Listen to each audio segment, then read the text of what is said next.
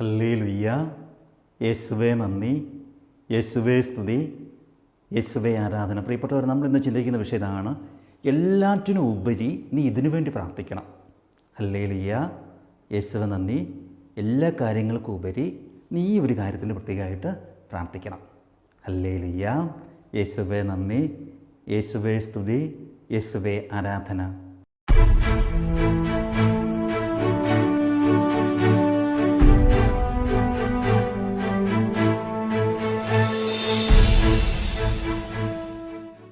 പ്രിയപ്പെട്ട സഹോദരങ്ങളെ, നമ്മളൊക്കെ ഒത്തിരി കാര്യങ്ങൾ പ്രാർത്ഥിക്കുന്നവരാണ്. ജോലിക്ക് വേണ്ടി പ്രാർത്ഥിക്കാറുണ്ട്, അതോടെ തന്നെ തടസ്സങ്ങൾ മാറാൻ വേണ്ടി പ്രാർത്ഥിക്കാറുണ്ട്, കുടുംബത്തിൽ ഒത്തിരി സാമ്പത്തികമായി ഉയർച്ചയുണ്ടാകണം നമ്മൾ പ്രാർത്ഥിക്കാറുണ്ട്. അങ്ങനെ പല കാര്യങ്ങളും നമ്മൾ പ്രാർത്ഥിക്കുന്നവരാണ്. അത് തെറ്റൊന്നുമല്ല, നമ്മൾ പ്രാർത്ഥിക്കണം. ഈശോ ആഗ്രഹിക്കുന്ന കാര്യങ്ങൾ നമ്മളിതൊക്കെ പ്രാർത്ഥിക്കേണ്ടതാണ്. കാരണം തമ്പുരാൻ്റെ സംരക്ഷണം കൂടാതെ നമുക്ക് ജീവിക്കാനായിട്ട് ബുദ്ധിമുട്ടാണ്. തമ്പുരാൻ്റെ കരുതലും സംരക്ഷണവും പ്രൊട്ടക്ഷനൊക്കെ നൽകണേ നമ്മൾ പ്രാർത്ഥിക്കണം. അപ്പോൾ നമ്മുടെ നിയമങ്ങളൊക്കെ സമർപ്പിച്ച് നമ്മൾ പ്രാർത്ഥിക്കണം. ഹല്ലേലൂയ്യ. യേശുവേ നന്ദി, യേശുവേ സ്തുതി. നമ്മളത് മാത്രം പ്രാർത്ഥിച്ചാൽ പോരാ.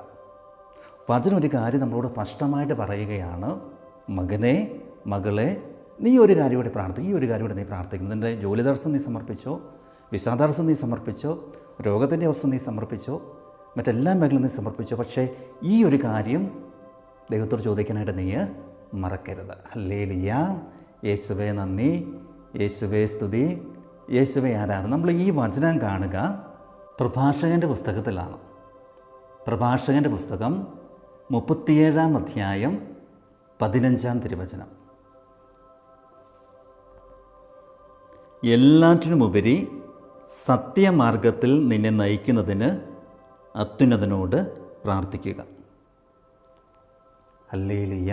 വചനം പറയുകയാണ്, എല്ലാറ്റിനും ഉപരി നീ മറ്റു കാര്യങ്ങളൊക്കെ സമർപ്പിച്ചോ, അതിലെല്ലാം ഉപരി സത്യമാർഗത്തിൽ ചരിക്കുന്നതിന് നീ ദൈവത്തോട് അത്യുന്നതനോട് പ്രാർത്ഥിക്കുക. ഹല്ലേലൂയ്യ. പ്രിയപ്പെട്ട, നമ്മളൊക്കെ പ്രാർത്ഥിക്കേണ്ട കാര്യമാണ്: കർത്താവേ, സത്യം പറയുവാൻ, സത്യത്തിൽ ജീവിക്കുവാൻ, സത്യത്തിന് സാക്ഷ്യം വഹിക്കാനുള്ള കൃപ ഞങ്ങൾക്ക് നൽകണമേ. കാരണം ക്രിസ്തു സത്യമാണ്. യേശു സത്യത്തിന് വേണ്ടി നിലനിൽക്കുന്നവനാണ്, നിലനിന്നവനാണ്. സത്യം പറഞ്ഞതിന് പലരും ഈശോയെ എതിരായിട്ട് തീർന്നു, ക്രൂശിലായിത്തീർന്നു, ക്രൂശിക്കപ്പെട്ടു.